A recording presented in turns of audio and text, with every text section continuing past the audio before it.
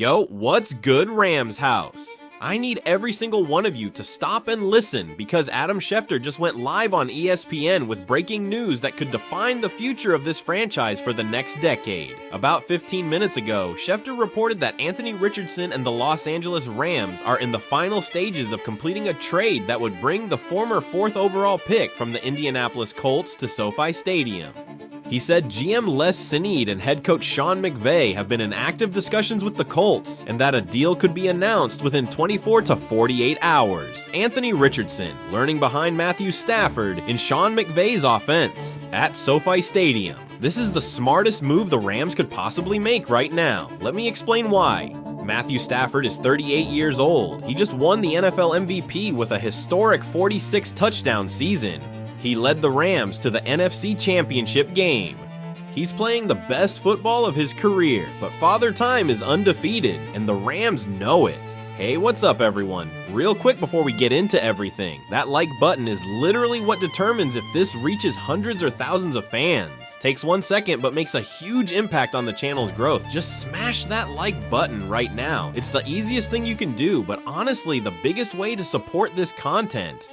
Every single like pushes this further, so hit it now. That's why they drafted Ty Simpson from Alabama with the 13th overall pick in this year's draft. Simpson is the heir apparent, but here's the thing about Simpson. He's a traditional pocket passer. He's smart, he's accurate, but he doesn't have the kind of elite athleticism that is increasingly necessary at the quarterback position in today's NFL. He doesn't have the escapability, the rushing upside, the dual threat dimension that separates the great quarterbacks from the good ones. Patrick Mahomes has it, Josh Allen has it, Lamar Jackson has it, Jalen Hurts has it, and Anthony Richardson has it at a level that arguably exceeds all of them from a pure athletic standpoint. So what does Sean McVay do? He adds Richardson as the third quarterback behind Stafford and Simpson.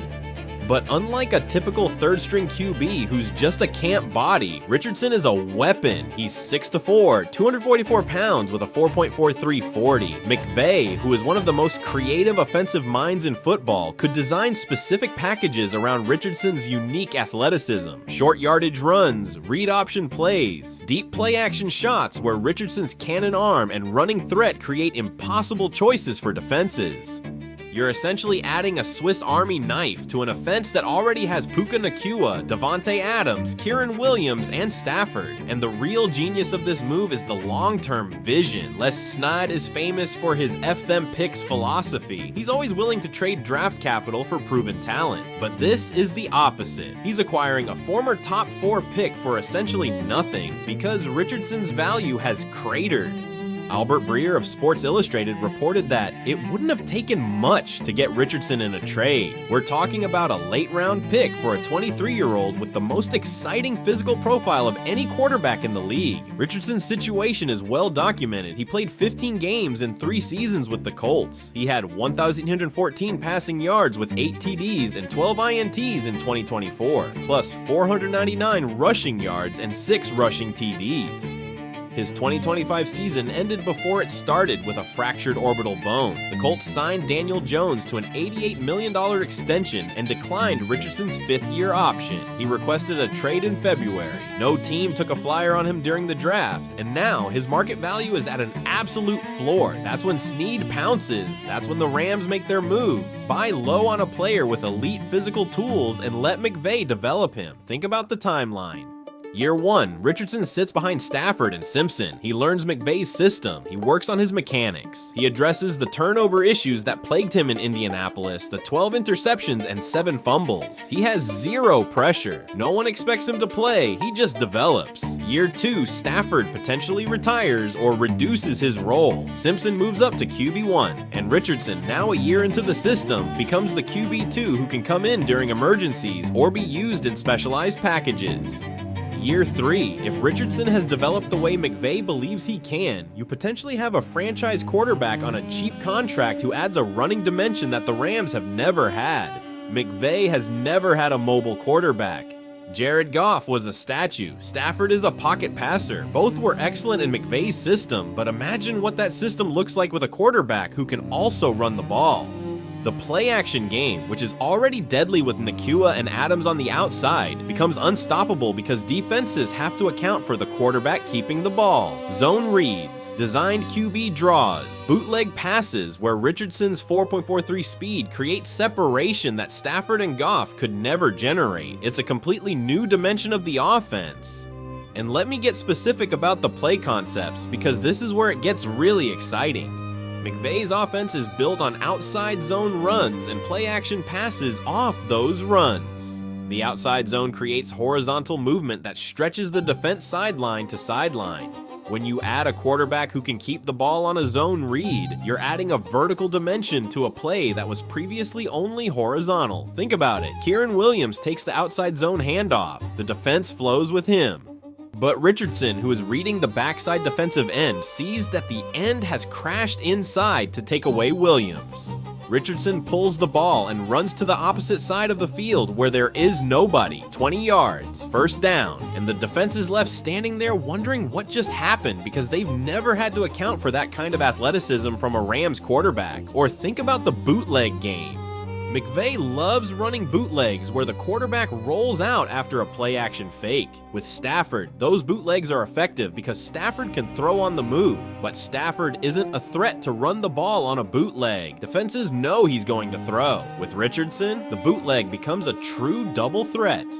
Richardson fakes the handoff, rolls out to the right, and the defensive end has to choose. Do I rush Richardson and risk him throwing the ball to the tight end on the bootleg route, or do I stay in my lane and let Richardson keep it and run for 15 yards? There's no good answer, and McVay, with his brilliant play design, would exploit that indecision ruthlessly. I also want to talk about the red zone specifically, because this is where Richardson's physical tools are most valuable.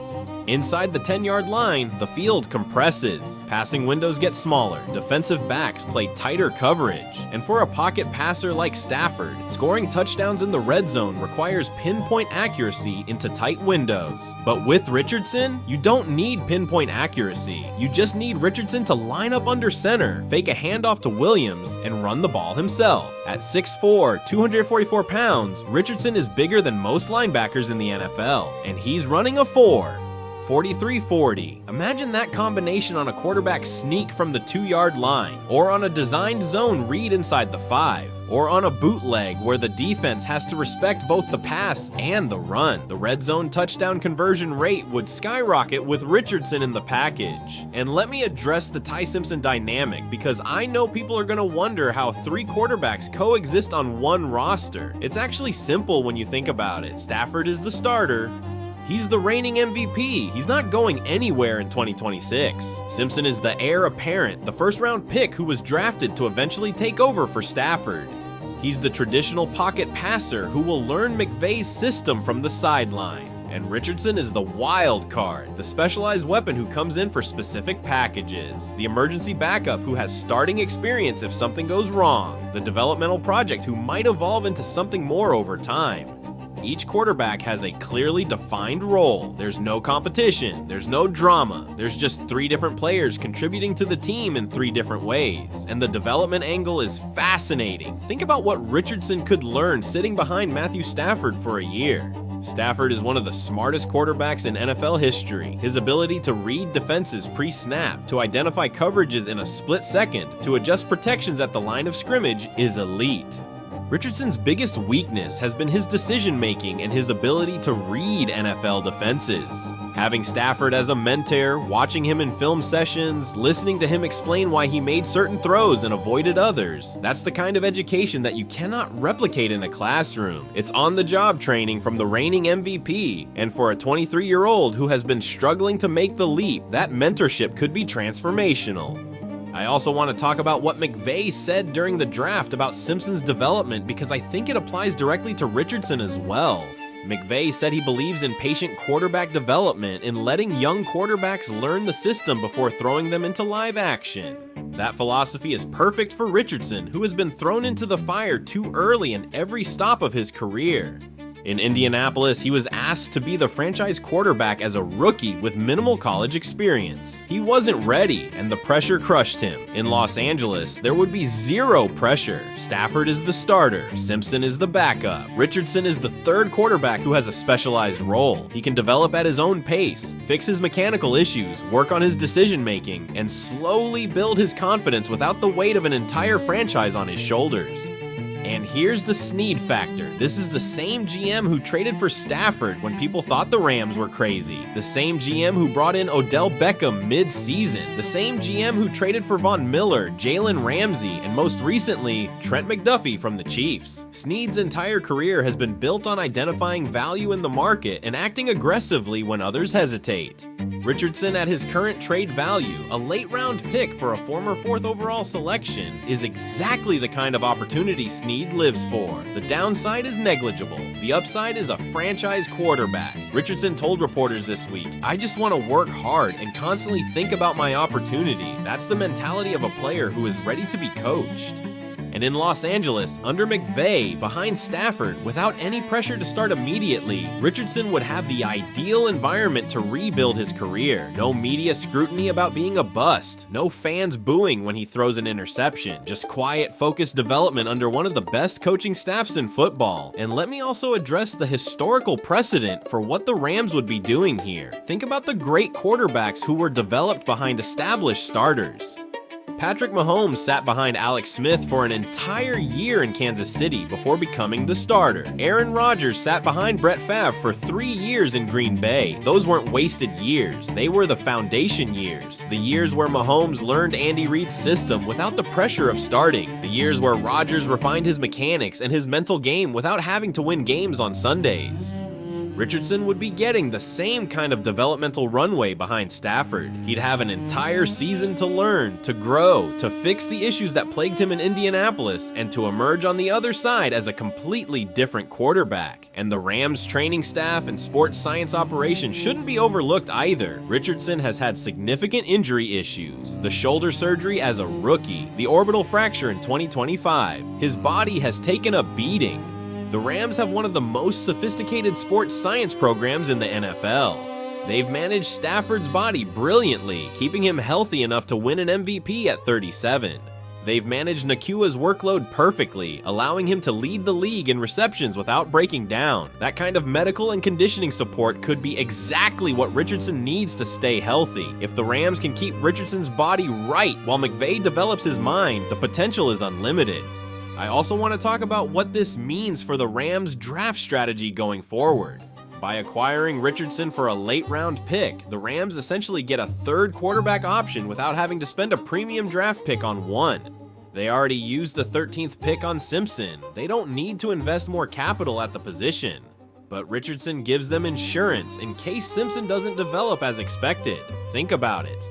If Simpson struggles in his development, the Rams don't need to panic and trade for a quarterback or use another high draft pick. They have Richardson right there. That kind of roster flexibility is what allows championship organizations to navigate the inevitable bumps in the road without making desperate moves. And the Hollywood factor shouldn't be underestimated. At 23 years old, Richardson would be joining the most glamorous franchise in the NFL, Sophie Stadium, Los Angeles.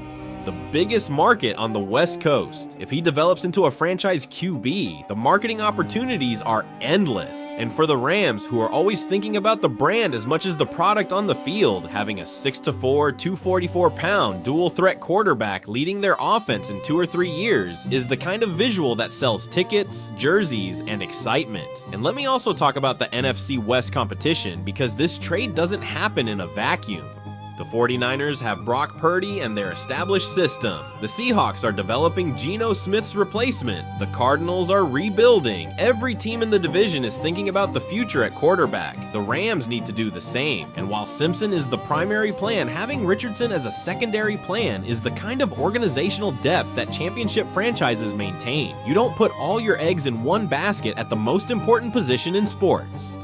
You have multiple plans, and Richardson, at virtually no cost, gives the Rams a plan C with a higher physical ceiling than almost any plan A in the league. I also want to paint a picture of what the Richardson and Rams uniform experience could look like for fans. Imagine it's a late season Monday Night Football game at SoFi Stadium. The Rams are driving, Stafford has been dealing all night, and then, inside the 5-yard line, McVay makes the call. Richardson trots onto the field.